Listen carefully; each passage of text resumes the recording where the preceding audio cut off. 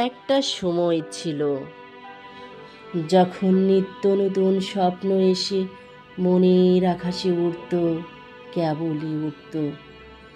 তখন ঠোঁটের কোণে অনায়াসেই ফুটত হাসি, ভালো লাগতো চোখের কোণে কাজল এঁকে, ঠোঁটে লিপস্টিক আর এলোমেলো খোলা চুল উড়িয়ে চলতে। একটা সময় ছিল যখন প্রতিটি মুহূর্ত সজীব আর প্রাণবন্ত হয়ে উঠত, সহজ সরল বন্ধুত্বের টানে।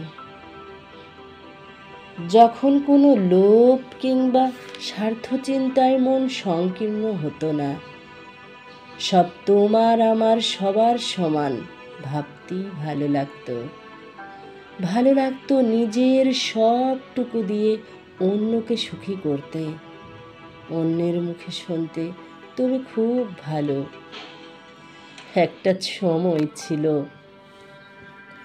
যখন মায়ের হাতের পিঠে আর দাদিমার গলা জড়িয়ে গল্প শোনার বায়না ধরতে ভালো লাগতো। ভালো লাগতো সাদা কালো জীবনের সঞ্চয়ে পাতালপুরী, জিনপুরী আর সাহসী রাজপুত্রের গল্প শুনতে। সাহসী হবার ইচ্ছেও জাগতো মনে। একটা সময় ছিল যখন নিজেকে নিয়ে ভাববার সময় ছিল অফুরন্ত, স্বপ্ন সাজাবার সময় ছিল, ভালো আর মন্দ নিয়ে ভাববার সময় ছিল। কিন্তু এখন সময় কোথায়? অনিয়মতান্ত্রিক ডিভাইসের লাগামহীন আকর্ষণ কেড়ে নিয়েছে আমার স্বপ্ন দেখার সুস্থ সময়।